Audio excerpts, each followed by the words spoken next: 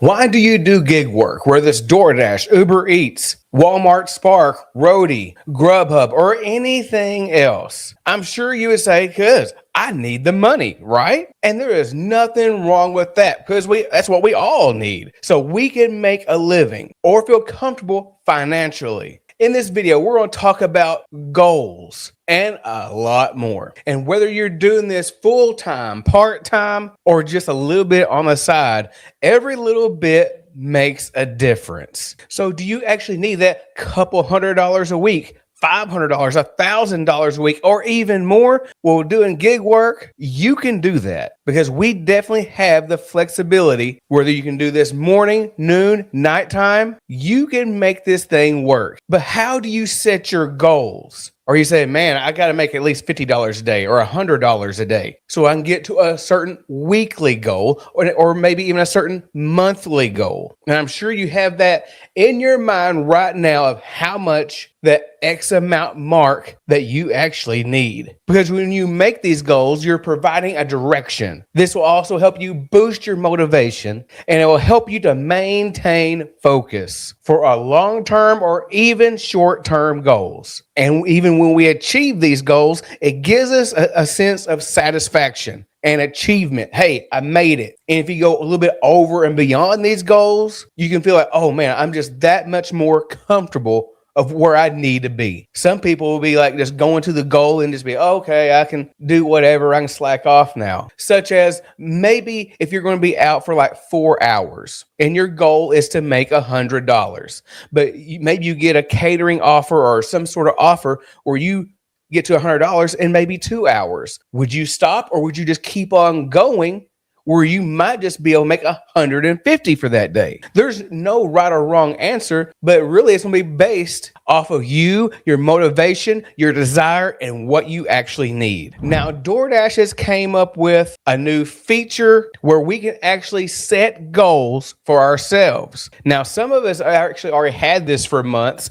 but for me, it's only been just a couple weeks. And all you have to do is go to your earnings section, and it should be right there under your Crimson information where it says weekly goals. And you can hit the little pencil there where you can edit your goals, or it's going to kind of give you a goal kind of based on what you've done in the past. As we can see here, it says set a weekly earnings goal. These recommendations are based on your market and historical dashing patterns. So in this example, it shows like $150 for 7 to 9 hours. And I'm just thinking about looking at that right there. It's just like, man, I hope it's closer to the 7 because that just right there is just a little bit over $20, maybe like 21 and change. Then it shows the bar, how you can lower it. Now yours may be different because it depends how much you've actually dashed. But we're going to look at this example. Like this one says 135. The midway is 150. Then right above that is 165. Then it says under recommended, it says we recommend this go based on your weekly average of 12 hours. So when you select your goal, you can just go ahead and set my goal. As you go out there dashing, and here's an example of just someone making $82.03, and this goes towards that $150, which is set for their weekly goal. So what do you think about this goal setting? Could this help us actually try to maintain and think about, because it puts like a visual, not just in our mind, but we can visually see it. Now, we don't get no extra reward, but it helps us just to keep focused. And it may even say, you know what, I'm almost to my goal. Let me just go out there and dash just a little bit longer, or just go out here on a Saturday and just go on my day off, just so you can actually hit your goal. It may even remind us of what we need to do or what we have to do, because we have a goal set. But now here's the flip side. Even as James Clear says, you do not rise to the level of your goal, you fall to the level of your system. So what does that tell you? It's more than goals. You need to have a system in place so you can achieve your goals. So yeah, I can say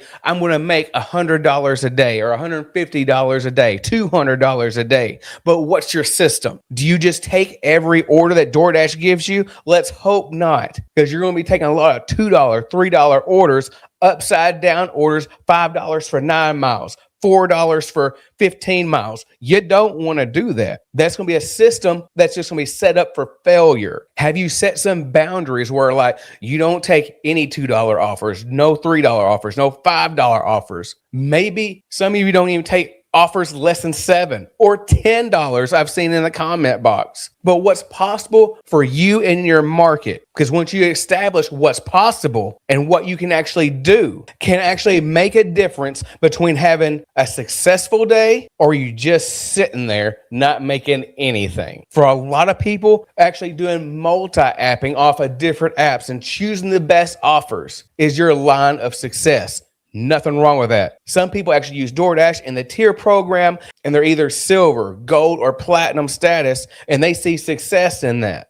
Depends on where you're at. Because I've been like so many times when I was not platinum, and I'd be waiting for an offer, then waiting some more. And that's why DoorDash has this one thing called gold offer boost and platinum offer boost, which helps alleviate some of that time of actually waiting for an offer. And in my opinion, this has actually been something that has actually worked in my market. I know you've definitely got to see it on my ride-alongs. Sometimes I'm not even to my car yet, or I might just sit down in the car and I'm getting another offer like right then. Sometimes it's good, sometimes it's not. I decline the bad offers. I take the good offers or the acceptable offers. Then we all know but my bend but don't break system. That is a part of the system that I use in my market and in markets like this, such as a yo-yo market versus a ping pong market. Might need to explain that a little bit. Okay, I'm glad you asked. Because if you're in a ping pong market, you may have a lot of restaurants around you where you might pick up from one area, then you go ahead and drop off, and you just might be just 2-3 minutes away from another restaurant or a few different restaurants where you can get an offer from there and go ahead and deliver to a customer. Then might be another 2-3 minutes away from another restaurant, and you can just go ping pong back and forth and really make it happen.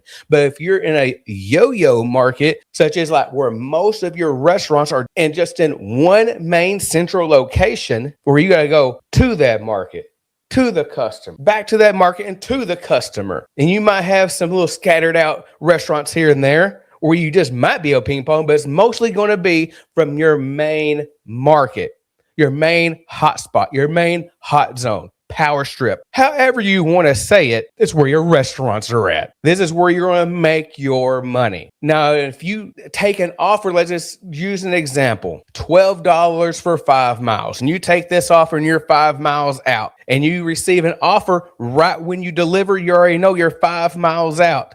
And you're like, okay, I already know I have some dead miles that I'm going to have to make up. So with my bend but don't break, it helps me visualize and think about what is the smartest move that I can actually do here. Since I can't ping pong, I know I got to go back. This might say this is $8 for 8 miles, but I already know I am traveling 5 miles back. So once I get back to that zone, it's almost like $8 for 3 miles. Just because you had to travel back to the restaurant, to your power strip or your zone where all your restaurants are at. What is your system where you can actually maximize your earnings in your market? Now, on the other part of this bend but don't break, this is also can be geared if you want to try to be silver, gold, or platinum. And if that's something that you're wanting to do, it helps me to actually think and break down what type of offer to actually take. Because sometimes I had to take these things that you've seen me on ride-alongs. I say these AR moves, where I call acceptance rating moves. It's generally not just a terrible offer. It may be some offers that have some miles to it, and it may not be the greatest payout. For example, let's just say if you were taking an offer, let's just say $750 for like 5 miles. I mean, like, I would not be impressed that I'm going 5 miles, but I'm like, it's slow right now. I'm not really getting anything else.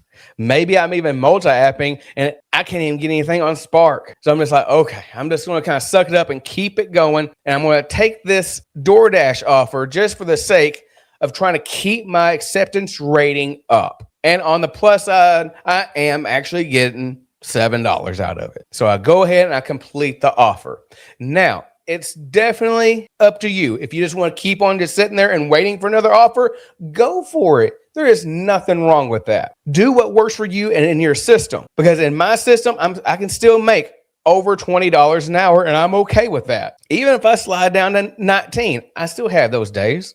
I still have those days when I might be $18 an hour. It happens. Whatever it takes for you to hit your mark, because meeting your goals is going to be based on what type of system you have in place so you can reach to the level of your success. You can use this for Doordash, or you can just use this for any other part of gig apps. You can use this for any different part of life, of whatever your goals or system you may have in place just in life. So don't be so narrow-minded of this just being just about money, because it's a whole lot more than that when you think about it. And I hope you receive value out of this video. If you would like more in depth about the Doordash blueprint of how I use the bend but don't break system, you can check out this video right here.